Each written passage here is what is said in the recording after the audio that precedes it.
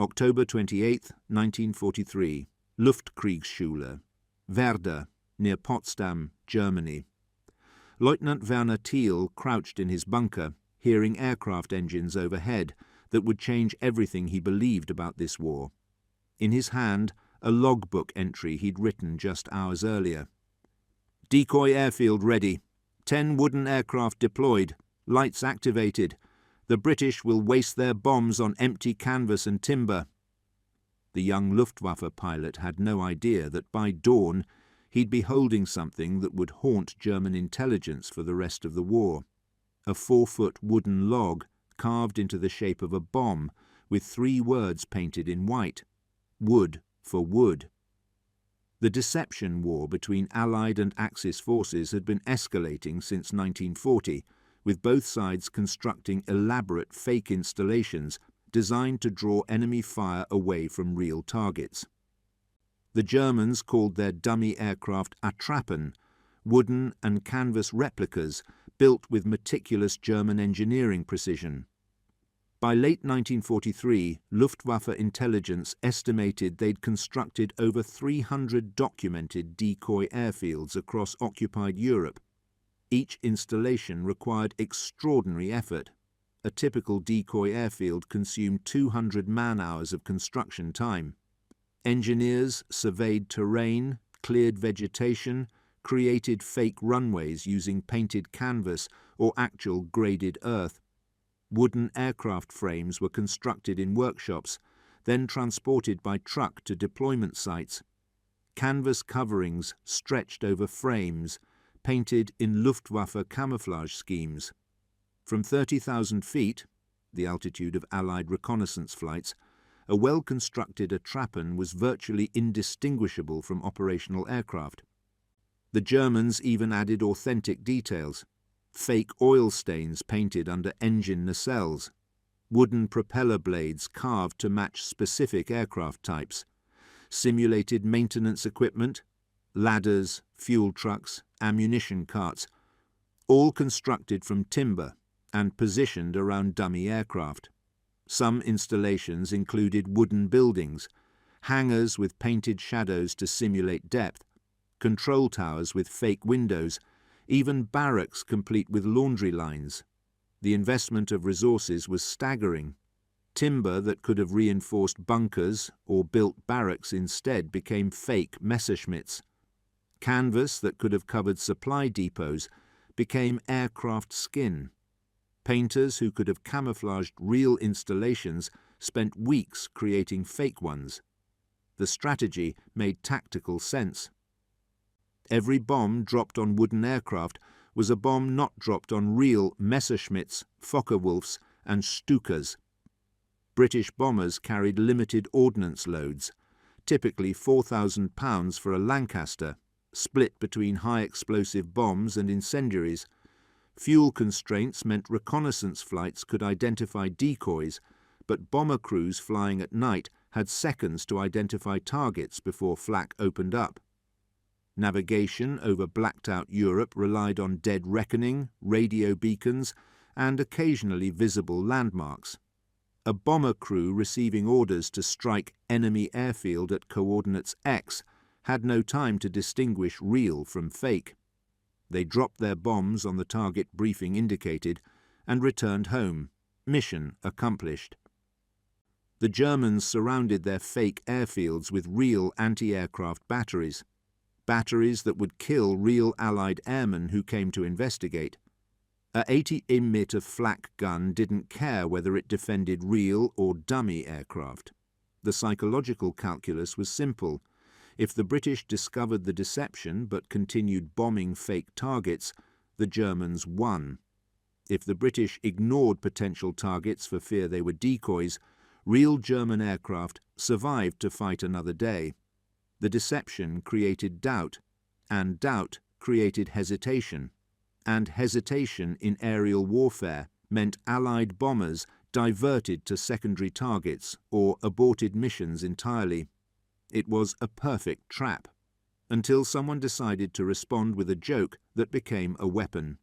William Shirer, CBS correspondent stationed in Berlin, recorded the first account of wooden bombs in his diary on November 27, 1940. "X tells me a funny one," he wrote. "The British intelligence in Holland is working fine. Both sides in this war have built dummy airdromes strewn with wooden planes. The Germans recently completed a very large one near Amsterdam. They lined up more than 100 dummy planes made of wood on the field and waited for the British to come over and bomb them. Next morning the British did come. They let loose with a lot of bombs. The bombs were made of wood." Shirer didn't witness the event. His source remained anonymous. The details were vague. Location uncertain, participants unnamed, outcome unverified. For decades, military historians dismissed it as wartime folklore, a morale-boosting story with no basis in operational reality.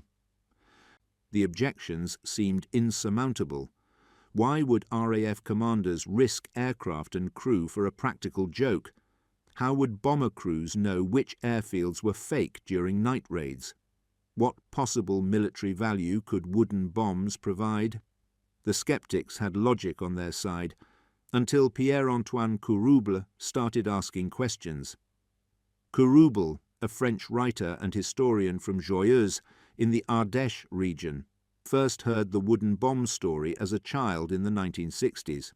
His grandfather, a resistance fighter, mentioned it casually during a family dinner, a strange tale about Allied pilots mocking German deception efforts.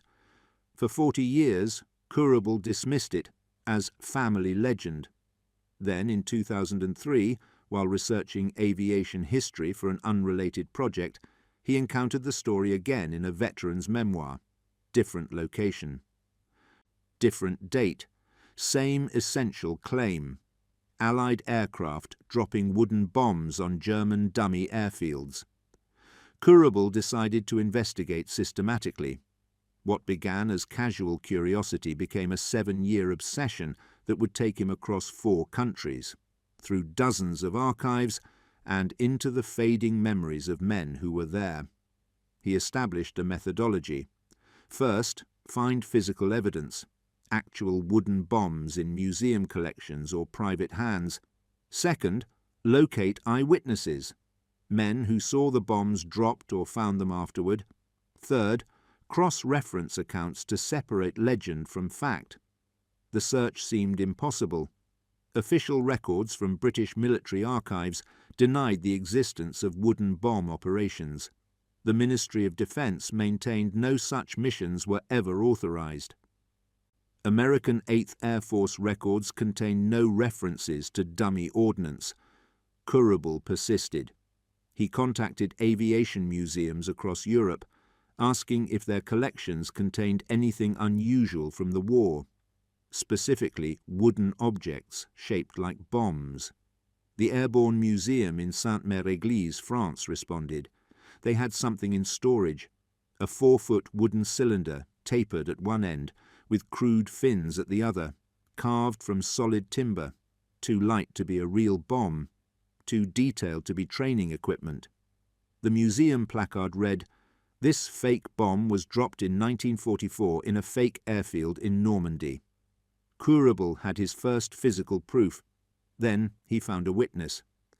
Peter Haas, a German translator working on Courable's research, discovered Werner Thiel through a veterans organization in 2010. Thiel, born August 24, 1923, in Dillenburg, joined the Luftwaffe in 1942 at age 19. After training at fields in Romorantin, Angers and Le Mans, he was posted to Luftkriegsschule Werder in October 1943. The airfield near Potsdam served dual purposes: flight training for new pilots and operation of the dummy airfield at Borkheide, 23 kilometers south. Thiel's assignment was decoy management. His job, arrange wooden aircraft on the fake runway, activate light beacons during air raid warnings, create the illusion of operational aircraft dispersed under tree cover. It was tedious work that kept him away from real flying. On the night of October 28, 1943, Thiel and a dozen soldiers activated the Borkheide decoy, when air raid sirens sounded. They moved 10 wooden aircraft, Stukas and Messerschmitts, constructed from timber frames covered with painted canvas, into position along the fake runway. Light beacons came online. From the air, the installation would resemble a Luftwaffe field scrambling fighters in response to the warning. Thiel heard aircraft engines overhead, multiple aircraft heavier than fighters, probably mosquito bombers or Wellingtons on a night intruder mission. Then something strange. No explosions, no characteristic whistle of falling bombs, just impacts. Dull thuds like logs hitting dirt. Thiel counted 6 separate impacts across the field. At dawn, he and his men emerged cautiously from their bunkers, fearing time delay bombs that might detonate hours after landing. What they found changed everything Thiel believed about Allied intelligence capabilities. 6 wooden logs lay scattered across the dummy airfield, each carved and shaped to resemble a British bomb, each approximately 4 feet long with crude wooden fins, solid timber construction, not hollow, completely useless as actual ordnance. Painted on the side of each, Holz für Holz, wood for wood. Thiel stood in the October cold, holding a wooden bomb, laughing despite himself. Then the laughter stopped, because the implication was devastating. The British knew. They'd always known. Every German decoy effort, every Attrappen deployment, every carefully constructed fake installation, Allied intelligence had identified them all. Worse, they had the resources to mock the deception. Air crews flew dangerous missions deep into German territory, not to destroy targets, but to deliver jokes. That level of confidence indicated something more terrifying than superior firepower. It indicated certainty of victory. The psychological impact of wooden bombs extended far beyond individual incidents. Kurabel's investigation ultimately compiled 303 separate testimonies describing wooden bomb discoveries across occupied Europe between 1940 and 1945. Locations included Holland, Belgium, France, and Germany itself. Some accounts came from German military personnel, like Thiel. Others came from French resistance members who witnessed the drops. A few came from Allied air crews who confirmed they'd participated in such missions, though always unofficially, often as unauthorized initiatives by individual pilots. The geographical spread revealed patterns. Early incidents concentrated in occupied Holland and Belgium, where German decoy construction began in 1940. Amsterdam region, November 1940. William Shirer's original account. Reconnaissance spotted a new decoy airfield under construction south of the city. Over 3 weeks, photo interpreters watched Germans position more than 100 wooden aircraft along a fake runway. The installation consumed enormous resources. Timber trucked from sawmills, canvas from textile factories, paint from chemical plants. German engineers clearly believed they'd created a convincing deception. The morning after completion, an RAF reconnaissance Spitfire photographed the site from 38,000 feet. Images showed the decoy layout in detail. That night, according to Shirer's source, a single RAF bomber diverted from its primary mission and dropped wooden bombs on the installation. No confirmation exists in official records, but Dutch resistance members reported seeing the incident and discovering wooden debris afterward. Puty, Belgium, autumn 1943, the incident documented by resistance fighter accounts. The village sat 5 miles from Brussels, near a legitimate Luftwaffe supply depot. German engineers constructed 8 wooden Focke-Wulf FW-190 fighters at the decoy site. Positioning the fake aircraft near a real installation was calculated. If Allied bombers hit the decoy by mistake, the real depot remained untouched. A Belgian resistance operative, codenamed Marcel, observed the construction through binoculars from a nearby farm. He transmitted coordinates to London via clandestine radio on October 12, 1943. British intelligence acknowledged receipt within 48 hours. On October 28, 2 weeks after Marcel's report, an RAF aircraft appeared over Putty at dusk. Marcel watched through his binoculars as the aircraft made a single pass over the decoy site. 3 objects fell from the aircraft. No explosions followed. At dawn, Marcel approached the site cautiously. 3 wooden bombs lay in the grass, approximately 4 feet long each, painted olive drab with white lettering. One bore the inscription, "Holz für Holz." Another said, "Better luck next time." The third was plain except for impact damage, where it struck ground. Marcel reported the discovery to London, confirming the wooden bomb drop had occurred. He attempted to recover one bomb as evidence, but found it too heavy to transport on his bicycle. A local civilian reportedly took one bomb home. Kurubel spent years trying to locate this artifact without success. Normandy, spring 1944. Multiple incidents documented during D-Day preparations. As Operation Overlord approached, German intelligence expected Allied air superiority to intensify. They constructed dozens of new decoy installations across northern France, attempting to draw Allied attention away from actual Luftwaffe positions. One installation near Caen featured 12 wooden bombers, Heinkel He 111s arranged in dispersed revetments. German engineers planted vegetation around the fake revetments to simulate established positions. They aged the wooden aircraft using diluted paint to create weathering effects. They even scattered wooden debris, simulated ammunition crates, fuel drums, maintenance equipment, to enhance realism. Allied photo reconnaissance identified the decoy within 72 hours of completion. Analysts at RAF Medmenham noted several tells. The vegetation was freshly planted, roots visible in disturbed soil. The weathering on aircraft showed identical patterns, indicating they'd been painted simultaneously rather than aging naturally over months. The debris scatter was too uniform.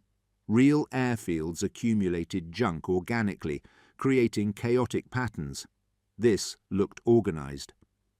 On April 19, 1944, an American B-17 bomber returning from a mission over German railway yards diverted to pass over the Caen decoy.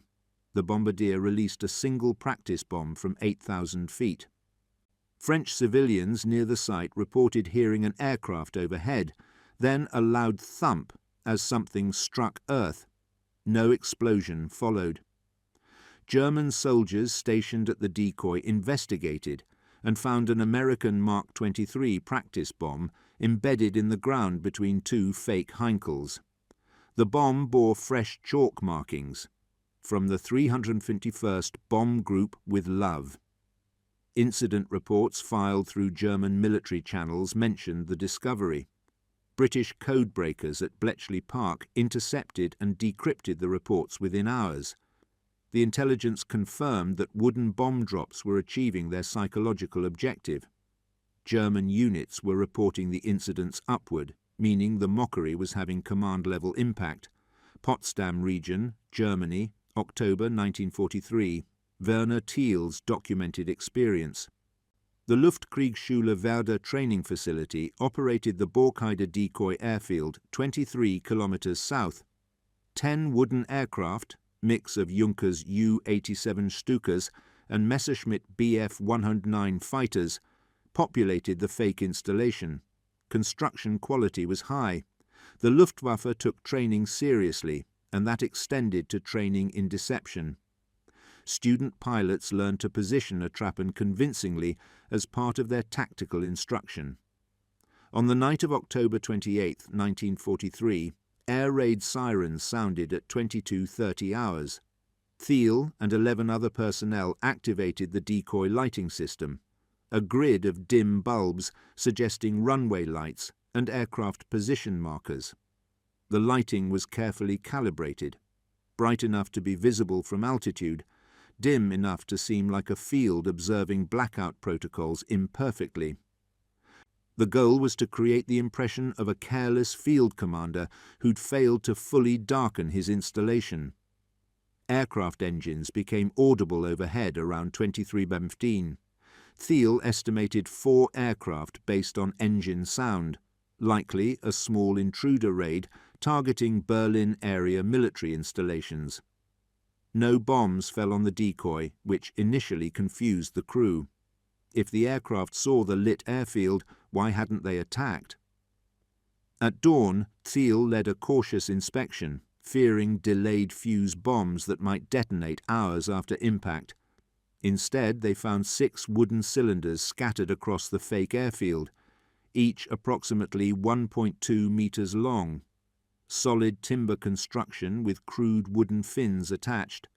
Impact damage where they'd struck ground, but no explosive damage.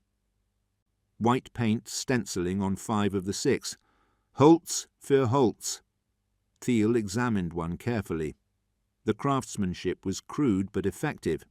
The log had been roughly shaped into a bomb profile. Tapered nose, cylindrical body, expanding tail section. 4 wooden fins, each about 30 centimeters long, were nailed to the tail.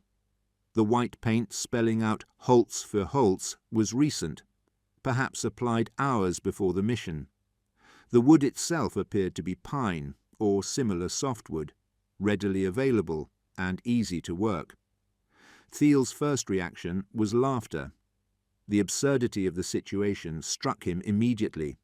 Weeks of effort constructing the decoy, only to have the British respond with a joke.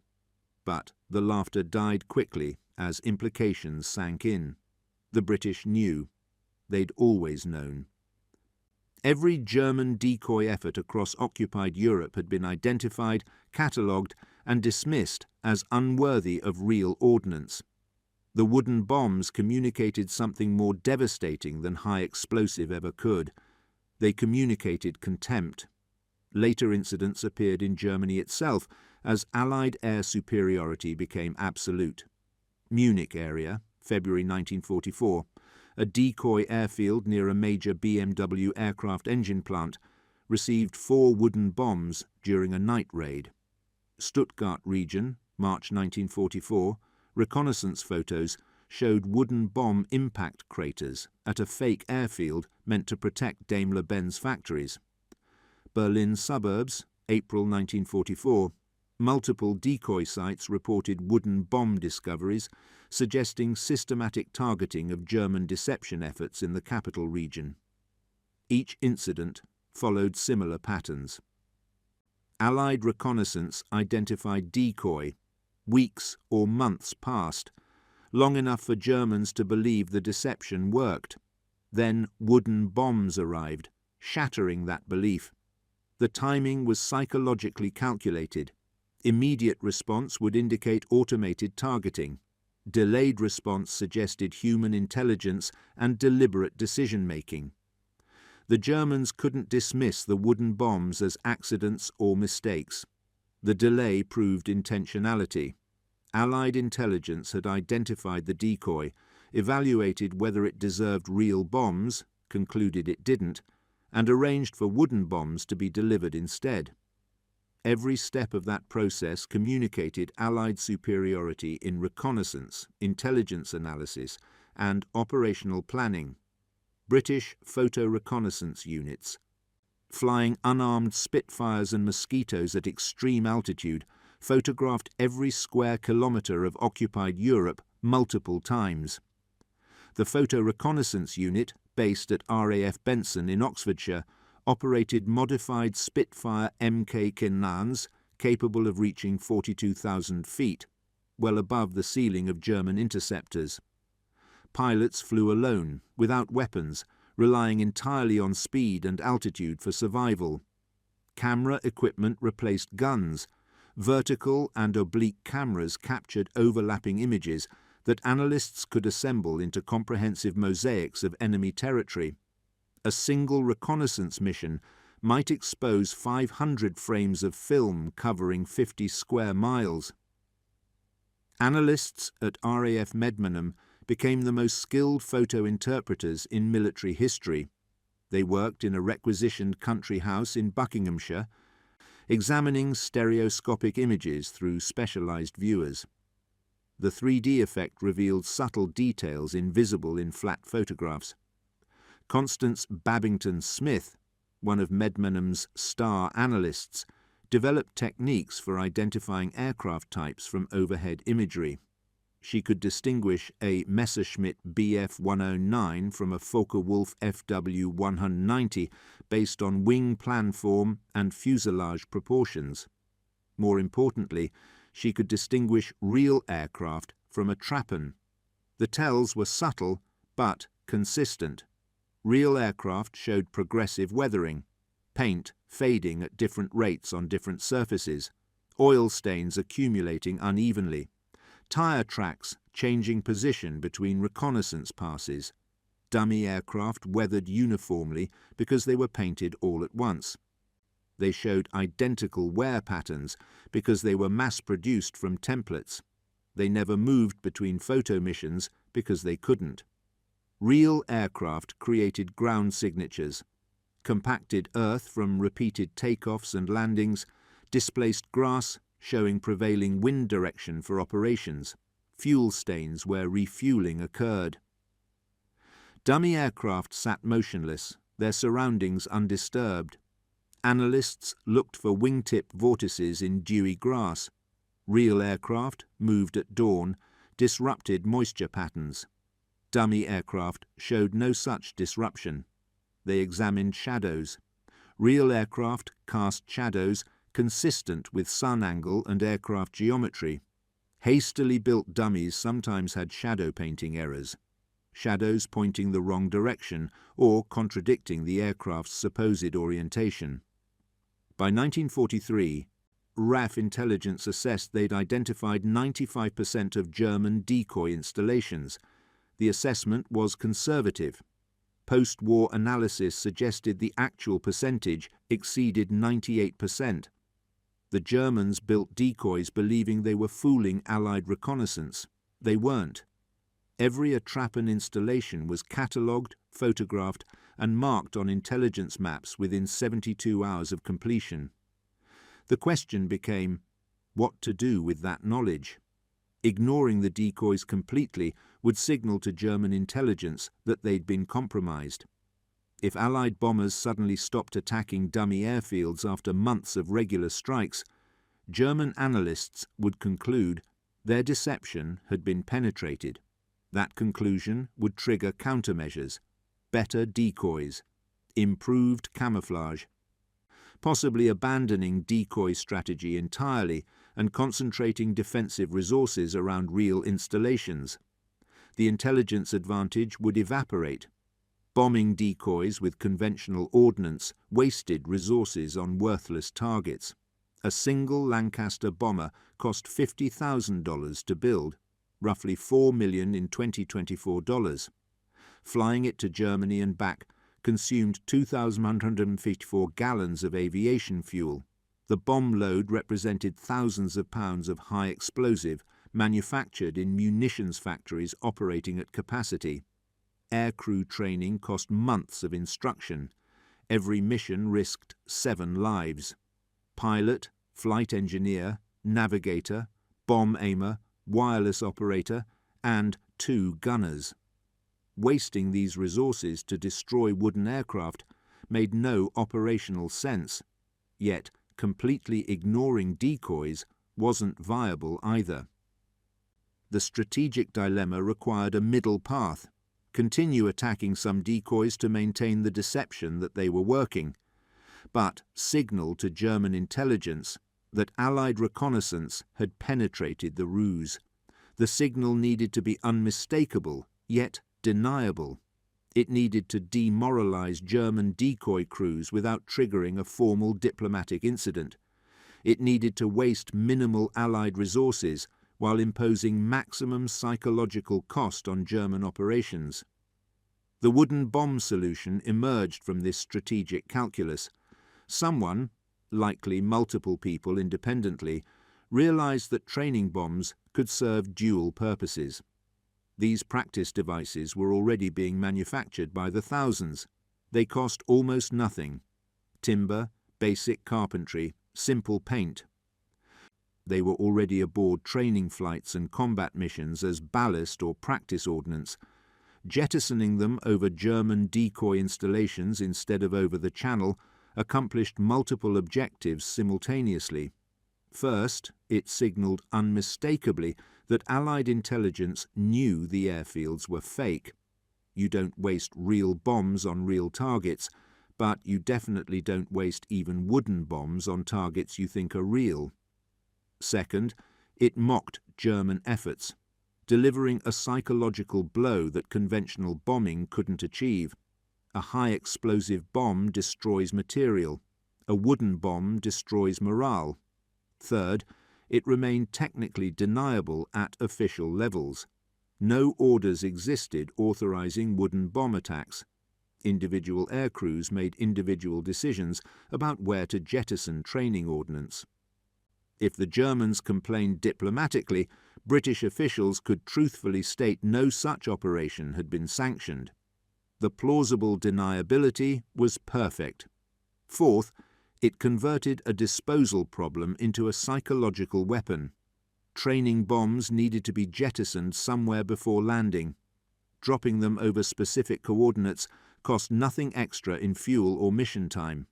The marginal cost was zero, but the psychological return was substantial. Fifth, it allowed intelligence to confirm German reactions through signals intercepts. When wooden bombs landed, German units filed reports through military channels. British codebreakers at Bletchley Park, having broken German Enigma encryption, could read those reports in near real time. The intelligence loop closed, drop wooden bomb, intercept German reaction, assess psychological impact, refine strategy. The wooden bomb represented elegant efficiency in psychological warfare.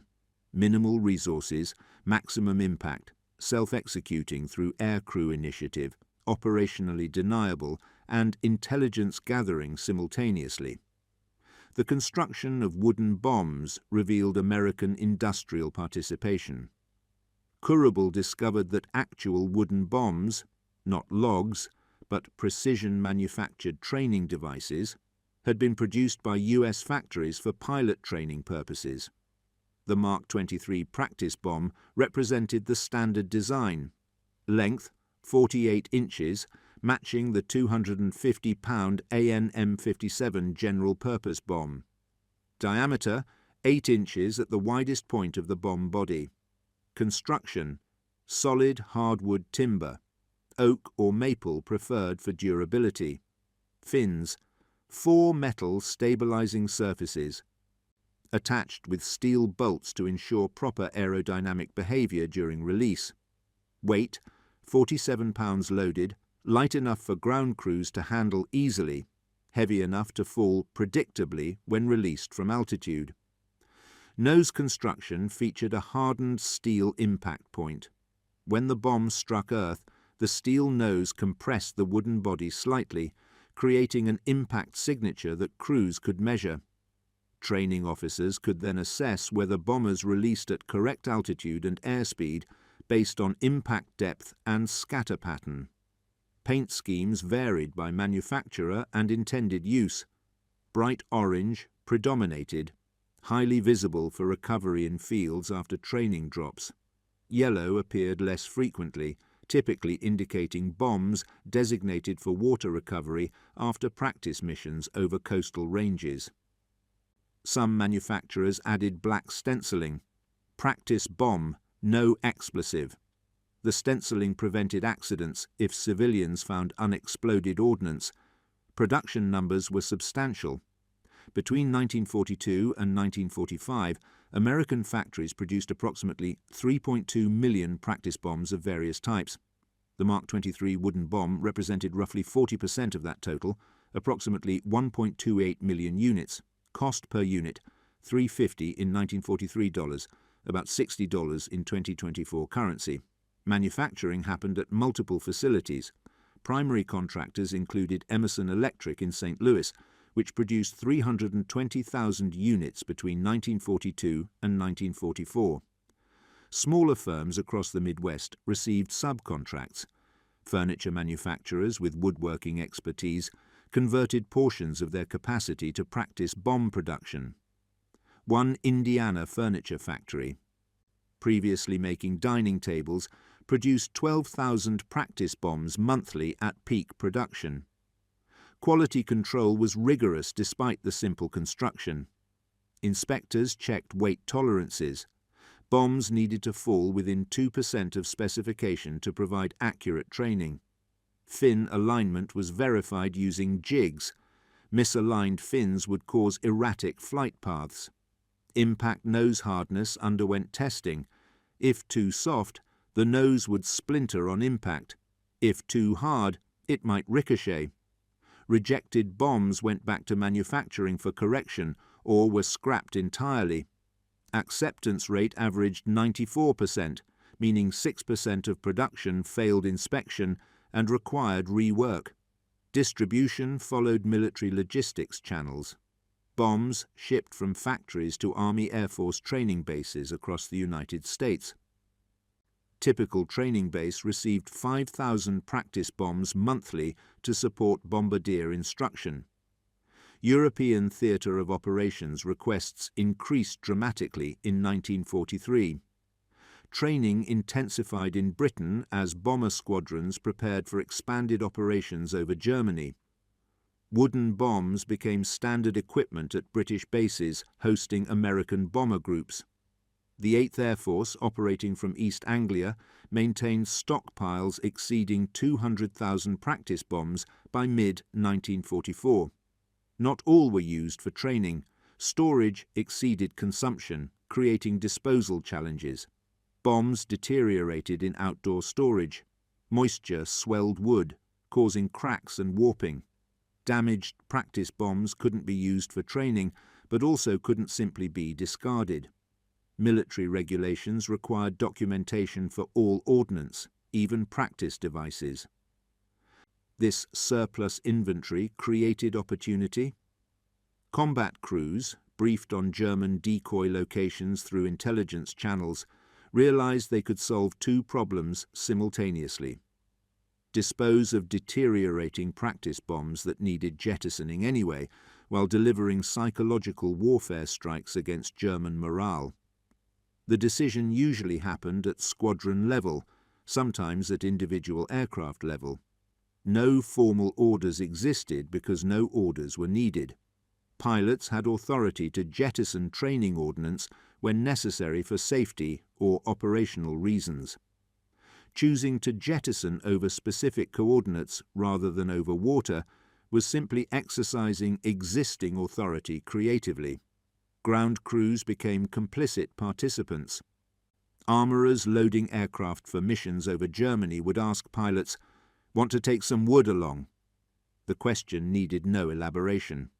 Pilots knew it meant practice bombs could be loaded for jettisoning over known decoy sites. Some crews took the concept further. They carved messages into wooden bomb bodies before loading them. Wood for wood appeared most frequently. Compliments of the RAF showed up on several recovered examples. "Nice try, Jerry," reflected British humour.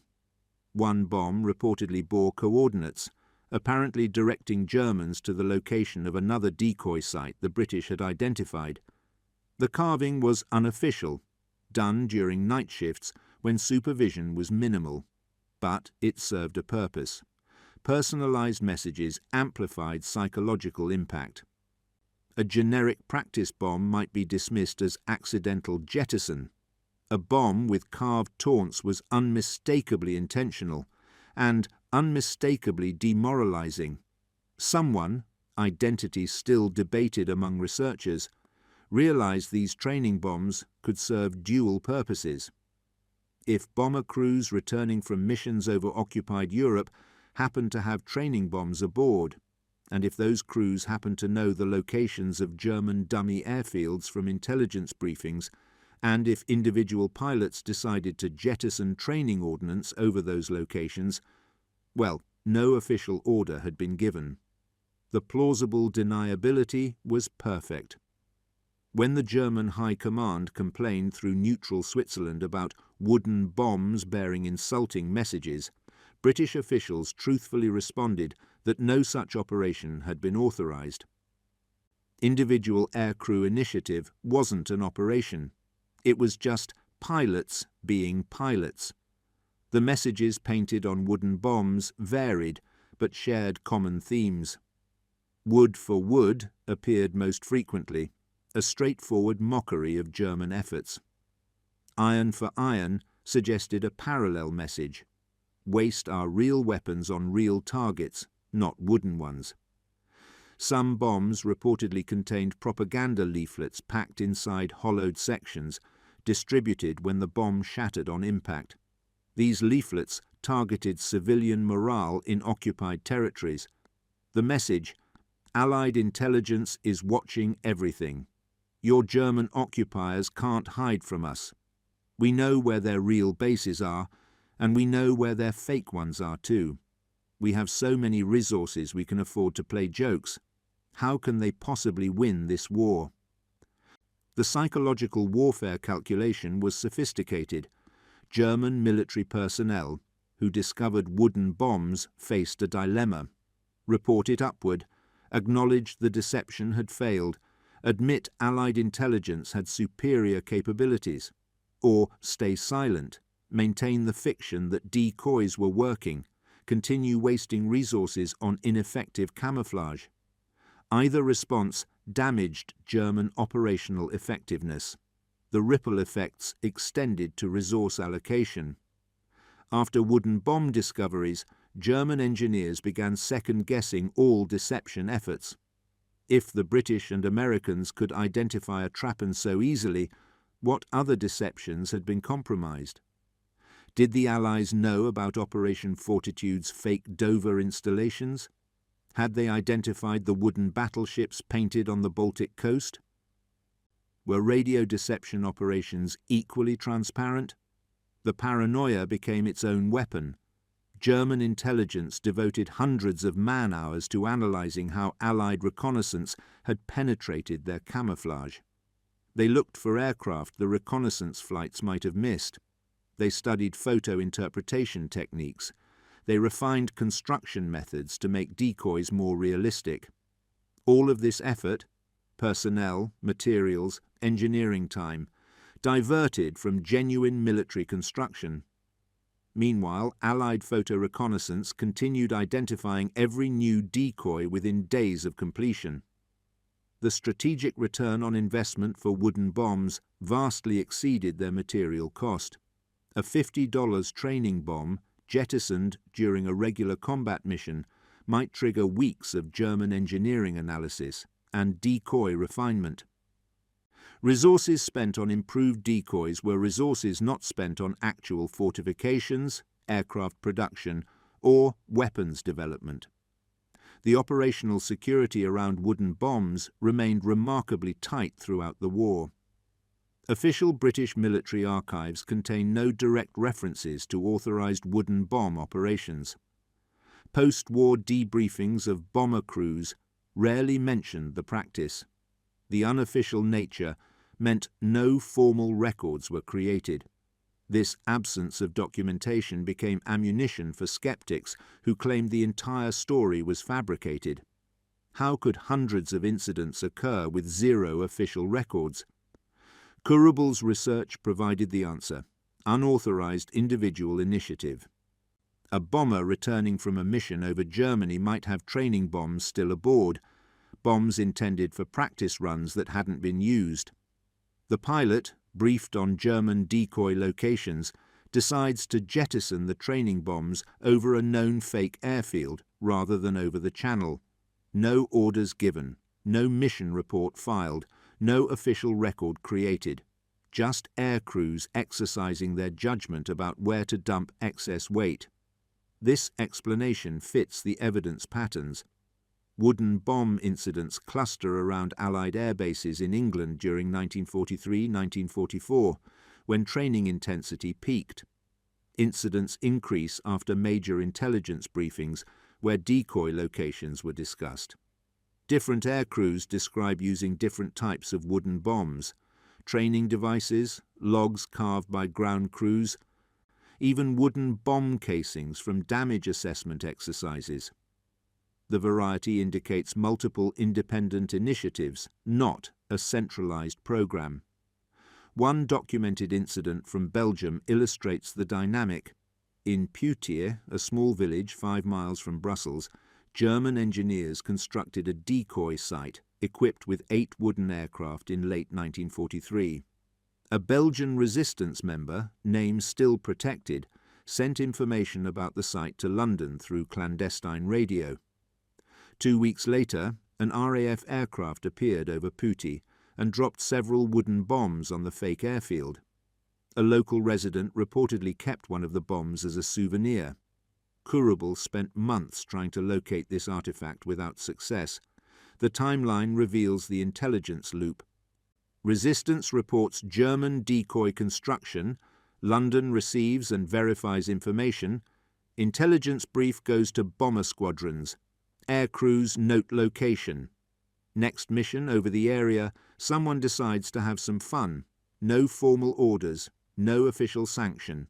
Just information flowing and individual decisions made. The German response evolved through several phases: initial reaction, confusion, and disbelief. When the first wooden bombs appeared in late 1940, German intelligence officers struggled to interpret their meaning. Some argued they were genuine practice bombs accidentally jettisoned during training flights over occupied territory. This explanation satisfied no one who examined the evidence. Practice bombs dropped accidentally would scatter randomly across the landscape. These landed specifically on decoy installations, sometimes multiple bombs on a single site. The statistical probability of accidental targeting was effectively zero. Other analysts suggested they were propaganda devices, designed to demoralize troops rather than destroy material. This explanation came closer to truth, but still missed the sophistication of the operation. Propaganda typically targets civilian populations or frontline troops. These wooden bombs targeted intelligence and engineering personnel, the people responsible for deception operations. By early 1943, German military intelligence had reached consensus. The wooden bombs indicated comprehensive Allied penetration of Luftwaffe decoy efforts. This assessment triggered urgent reviews of security protocols. How had Allied reconnaissance identified decoys so effectively? Were there spies reporting construction details? Had photo interpretation techniques advanced beyond German understanding? Was German camouflage doctrine fundamentally flawed? Mid-1943 brought growing concern about intelligence penetration. The Abwehr, German military intelligence, launched investigations into potential security breaches. They examined construction crews for evidence of Allied infiltration. Background checks intensified. Anyone with suspicious connections faced interrogation. Radio intercept stations monitored for unexplained transmissions that might be decoy location reports to London. The investigations found nothing because there was nothing to find. No spies had reported decoy locations. Allied photo reconnaissance alone had identified every installation. German intelligence officers, raised in a culture that valued human intelligence over technical reconnaissance, found this conclusion difficult to accept. They continued searching for non-existent spies, even as evidence mounted that photo interpretation had surpassed German defensive measures. Technical responses began appearing by autumn 1943. Engineers developed new camouflage protocols, attempting to defeat aerial photography. They studied captured Allied reconnaissance cameras to understand their capabilities and limitations. They experimented with paint schemes designed to confuse stereoscopic analysis, patterns that looked realistic in 2 dimensions but revealed themselves as fake in 3D viewing. They added motion to decoy installations. Wooden aircraft mounted on wheeled platforms that ground crews could reposition between reconnaissance overflights. If Allied analysts saw aircraft in different positions across successive photos, perhaps they'd conclude the installation was operational. The technique failed immediately. RAF Medmenham analysts noted the movement, but also noted it was too regular. Real aircraft moved to dispersal areas in response to weather, maintenance needs, and operational requirements. These wooden aircraft moved in circular patterns, clearly being repositioned rather than operationally deployed. Some German commanders advocated abandoning decoy operations entirely. If the British could identify every fake installation, why waste resources building them? This faction argued for concentrating defensive efforts on camouflaging real installations rather than constructing fake ones. The counter-argument prevailed. Even if decoys fooled no one, they forced Allied intelligence to expend resources evaluating every suspected installation. Photo analysts spent time examining decoys that could have been spent studying real targets. Intelligence reports had to document each decoy, consuming staff hours. As long as evaluating decoys imposed costs on Allied operations, building them remained worthwhile. This logic ignored the psychological dimension. Wooden bombs demonstrated that identifying and evaluating decoys imposed trivial costs on Allied operations. The British had resources to spare for mockery. If Allied intelligence could afford to drop jokes instead of bombs, they clearly weren't straining their analysis capacity. Late 1944 brought resignation and dark humour matching the Allied approach. By this point, German military personnel at all levels recognized the war was lost. Material shortages were critical. Fuel supplies had collapsed. Luftwaffe squadrons sat grounded for lack of aviation gasoline. In this context, continuing to build wooden aircraft achieved a grim parody. Some units began leaving their own wooden bombs at abandoned positions as they retreated. These German-manufactured wooden bombs carried messages in German: "You'll need more than wood to stop us," or "See you in Berlin." The messages acknowledged the absurdity while attempting to maintain defiance, but the defiance was hollow. Everyone knew the outcome. The wooden bombs, both Allied and German versions, became symbols of a war both sides now fought with exhausted irony. German intelligence files from early 1945 contain remarkable documents. One report from February 1945 analyses wooden bomb discoveries with academic thoroughness. It catalogues 47 separate incidents from October 1943 through January 1945. It maps their geographic distribution. It speculates about psychological warfare objectives. It concludes, "The enemy's ability to identify and mock our deception efforts indicates intelligence superiority we cannot match. Recommend discontinuing construction of new decoy installations and reallocating resources to camouflage of operational facilities." The recommendation came too late to matter. By February 1945, Germany had months remaining before unconditional surrender. Resource allocation decisions were increasingly irrelevant, but the report's existence proves wooden bombs achieved their objective. They forced German intelligence to acknowledge Allied superiority not just in material or firepower, but in the sophisticated realm of psychological operations. Werner Thiel's post-war reflections capture this evolution perfectly. In his 2010 interview, filmed at age 87, Thiel described his October 1943 reaction: initial laughter, then growing unease as implications sank in. "We thought it was meant as a joke," he said.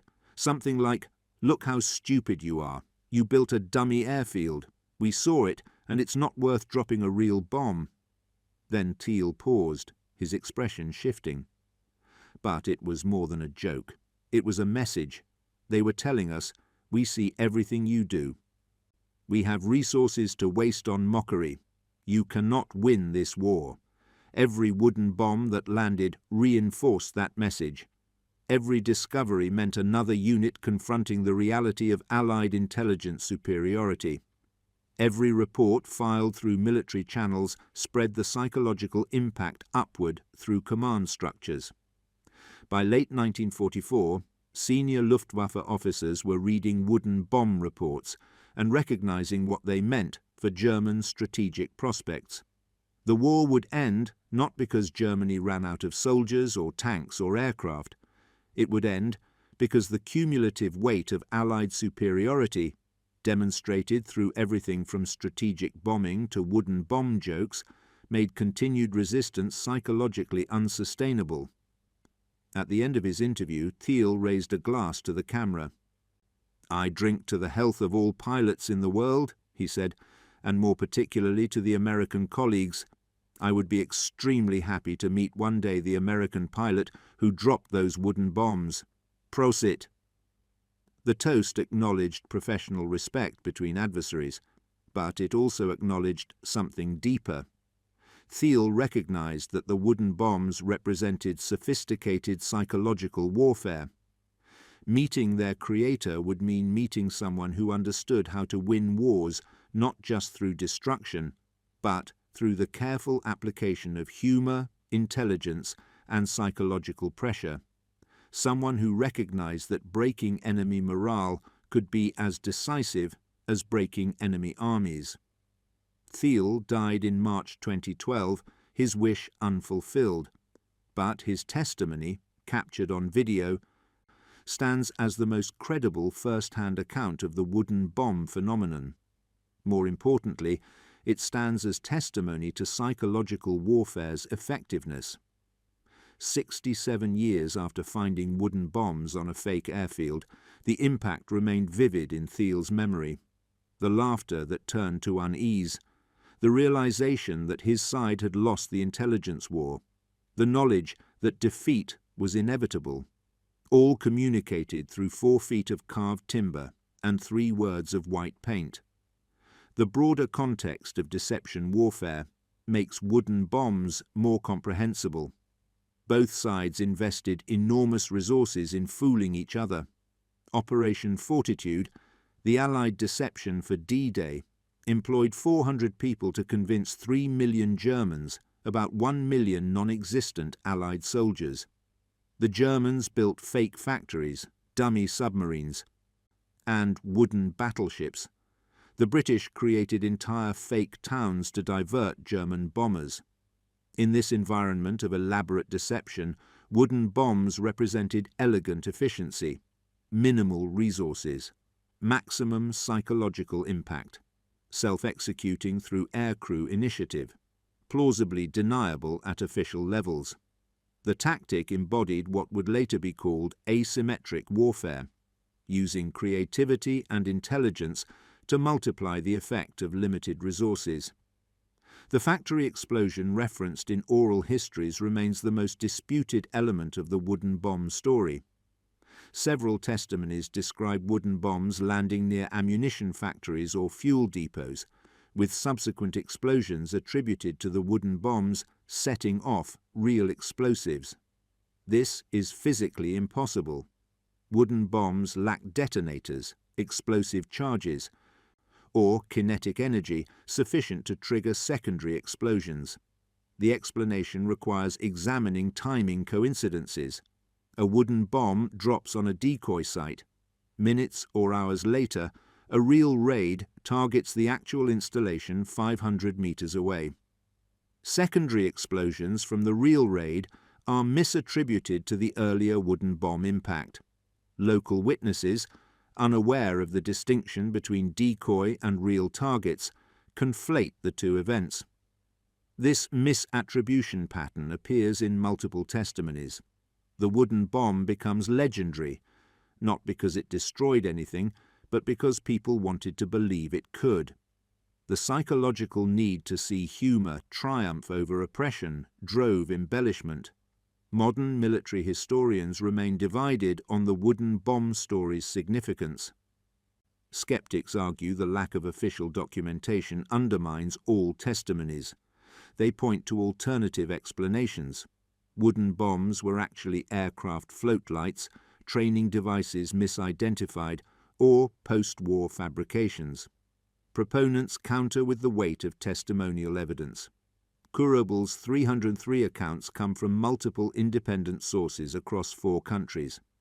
Werner Thiel's video testimony is contemporary and specific. Physical artifacts exist in museum collections. The debate ultimately centres on evidentiary standards. Do hundreds of consistent testimonies constitute proof absent official records? Or do official records trump oral history regardless of testimony volume? Kurobel argues the absence of official records actually validates the story. Unauthorized operations wouldn't generate official documentation. The silence in archives proves the operations were deniable, not that they didn't happen. The strategic question persists. Did wooden bombs achieve military objectives? The answer requires examining multiple levels of impact. Immediate tactical impact, 0.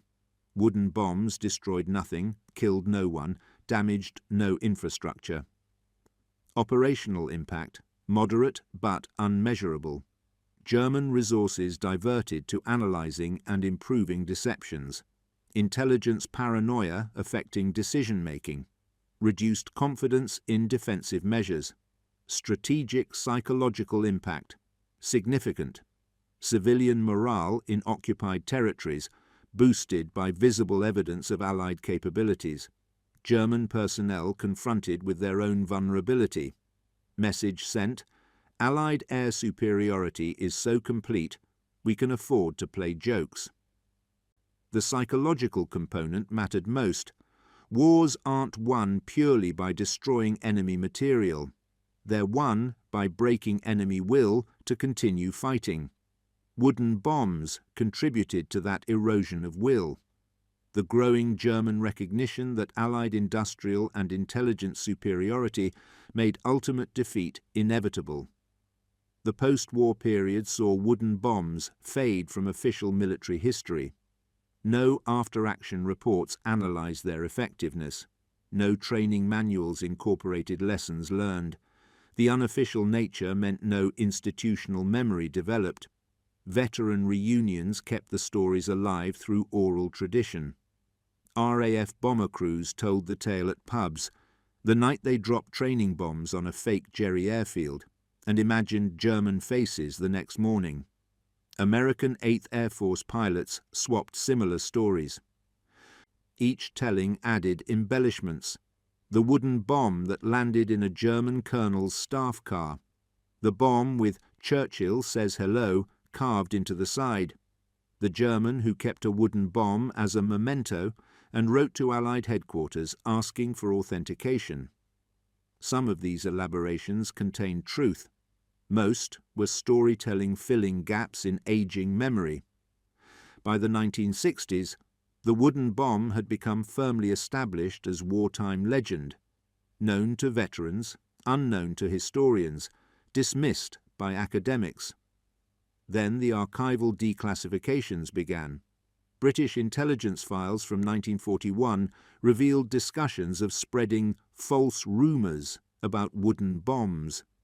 The suggestion wasn't approved for official implementation, but the fact that it was discussed indicated someone in British intelligence understood the psychological warfare potential. German intelligence assessments from 1943 mentioned wooden bomb discoveries and their demoralizing effect on decoy crews. These references were fragmentary, single sentences in longer documents about Allied air operations. But they confirmed the basic phenomenon occurred. The discovery of actual wooden bombs in museum collections provided physical evidence. Chemical analysis of paint and wood aging confirmed 1940s manufacture. construction techniques matched wartime training bomb specifications. The artifacts were real, even if their operational use remained debated. The most compelling evidence comes from the convergence of independent testimonies. Belgian resistance members describe seeing RAF aircraft drop wooden objects on German installations. German soldiers describe finding wooden bombs at decoy sites. Allied air crews describe jettisoning training bombs over known fake airfields. Museum curators describe wooden bomb artifacts in their collections. Each testimony alone proves nothing. Together, they form a pattern too consistent to dismiss entirely. The principle of evidentiary convergence suggests that when multiple independent sources report the same phenomenon, dismissing all of them requires equally strong counter-evidence. The wooden bomb story reveals broader truths about asymmetric warfare and psychological operations. Small investments in creative responses can yield disproportionate psychological returns. Unofficial operations can achieve strategic effects without official sanction. Intelligence superiority multiplies the impact of tactical actions. Humor, deployed strategically, can demoralize opponents as effectively as conventional weapons. These principles remain relevant in modern military doctrine. Current psychological operations incorporate similar concepts, using creativity and information superiority to shape adversary perceptions and decision-making. The wooden bomb precedent influenced Cold War operations. CIA and KGB both studied the psychological warfare aspects. How do you communicate capability without direct confrontation? How do you demoralize opponents without killing them? How do you turn enemy deceptions against them? The answers often involve variations on the wooden bomb concept, small, deniable actions with large psychological impacts. The final assessment requires acknowledging uncertainty. We know wooden bombs existed. Physical artifacts prove that. We know they were found at German decoy sites. Testimony confirms that. We cannot prove with archival certainty that Allied air crews intentionally dropped them as psychological warfare. The gap between probably happened and definitively proven will likely never close. Official records that might resolve the question were either never created or remain classified or were destroyed. Participants are dead. What remains? A compelling story supported by physical evidence and consistent testimony, operating in a grey zone where official history and oral tradition overlap without fully confirming each other. Perhaps that ambiguity is appropriate. The wooden bomb was itself a weapon of ambiguity, official enough to worry German intelligence, deniable enough to avoid diplomatic complications. Its legacy exists in the same space, too well documented to dismiss, too unofficial to fully embrace. Werner Thiel's final message captures the essential truth. Sitting in his Troydorf home in December 2010, holding a replica wooden bomb, the 87-year-old former Luftwaffe pilot reflected on that October night in 1943. "When we found those wooden bombs," he said, "I knew something had changed. Not just about the war, I knew we were losing by then, but about what was possible in war. The British could have killed us. They had the aircraft overhead. They had real bombs. They could have turned that field into a crater. Instead, they made us laugh. And that laughter was more frightening than any bomb could be, because it meant they were so confident, so superior, that they could afford to joke. An enemy who jokes while he's winning, that's an enemy who knows he's already won." Thiel died 15 months after giving that interview. Taking with him direct memory of the night Allied humour became a weapon. But his testimony endures, preserved on video, archived in Kurubel's documentary. The story he told wasn't about bombs or aircraft or tactics. It was about the moment a young German pilot realized his side had fundamentally lost the information war, and with it, any hope of winning the shooting war. The wooden bombs of World War II prove that psychological warfare often achieves more through cleverness than through force. From late 1940 through early 1945, across occupied Europe, Allied aircrews dropped an unknown number of wooden bombs on German decoy installations. The exact count remains undocumented. Conservative estimates suggest dozens of incidents. Kurabel's testimonies describe hundreds. The true number matters less than the effect. German intelligence spent resources analyzing the breaches. German engineers refined deceptions that Allied reconnaissance had already penetrated. German soldiers confronted visible proof of their intelligence failure. And German morale eroded. Death by 1,000 small jokes, each one demonstrating Allied superiority. The cost? A few hundred training bombs that would have been discarded anyway, plus fuel already budgeted for combat missions. The return? Immeasurable psychological pressure on an already stressed German military infrastructure. No one died from wooden bombs. But the message they delivered contributed to ending a war that had killed millions. Wood for wood. 3 words painted on a timber log. A message that travelled from British workshops to German airfields to history's footnotes.